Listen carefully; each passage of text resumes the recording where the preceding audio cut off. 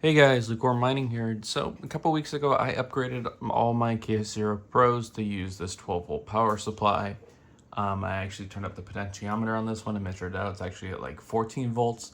And I noticed the temperature was significantly lower on running the 12 volt, even overclocked compared to the 19 volt. So today I'm gonna let this run actually in my office and compare it to the 19 volt power supply, because I do think this is the way forward, especially with reducing temperatures with the summer coming up here. Especially where I live, last year we hit over 110 degrees. And seeing as these normally sit in my garage, anything is helpful in reducing temperatures, because that does reduce the expensivency of these devices. So I'm gonna go ahead and get this all plugged in and set up and mining. I'm gonna let it heat soak for a bit, take the temperatures, and then swap it over to the other power supply, the 19 volt power supply, and see where it's at. First things first, all I'm going to do is set this axial fan to 100%, so there's no change there. There's no internal fans on this one, and I will only be running this device as it is currently set up. So let's get to it. Alrighty guys, so this has been running now for a little bit over an hour. The temperature has stabilized on. I could let it run for longer, but it reached peak temperature pretty quickly. I actually reached it in about like 15-20 minutes. So after letting it heat soak, we are looking at a peak temperature of 69 nice. 69 nice. 69 nice. But it's averaged about 60 to 70, say closer to 65 degrees on this one. As you can see, our shift temperatures are pretty much normalized at around 48 is the average, or 52 is the average. This thing does not have the fans installed in it. You can't see it, but on the bottom side of this, it does not have any fans currently. It is just straight through on this thing with these bigger blue aluminum heat sinks that I put on there in glue.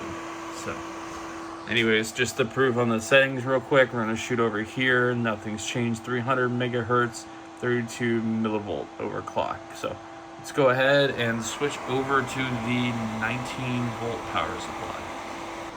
Alrighty, so we're now on the 19.5 volt laptop charger. This is the 200 watt one. It's a nice, definitely not China brand MSI one. I went ahead and capped off the hot, as you can see over there.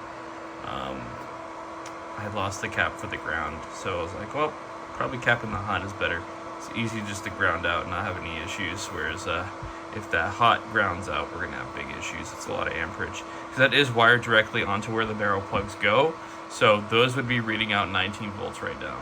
So anyways, we're gonna go ahead and let this heat up. It's probably gonna take about 30 minutes for it to reach full temperature, but I'll check in back with you guys.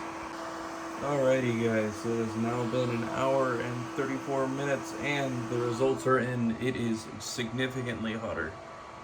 We're up at 103 there, 105, 111, yep, sitting over 100 C. So I thought my numbers are wrong when I was like, it's like 30 C colder to run the 12 volt power supplies.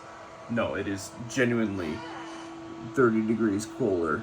Nothing else has changed. It's in an air conditioned room. As you can see, our core clock is at 300 megahertz and our voltage is still at 32.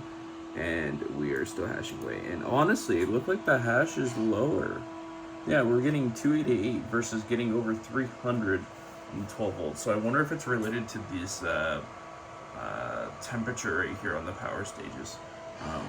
I don't think this has changed much. No, it's 48. I think it was like 46 earlier. I'll have to double check. But the chip temperatures haven't changed, but the power stage temperatures have definitely changed a significant amount. So yeah, moral of the story is switch over the 12 volt power supplies. It makes a huge difference. Yeah.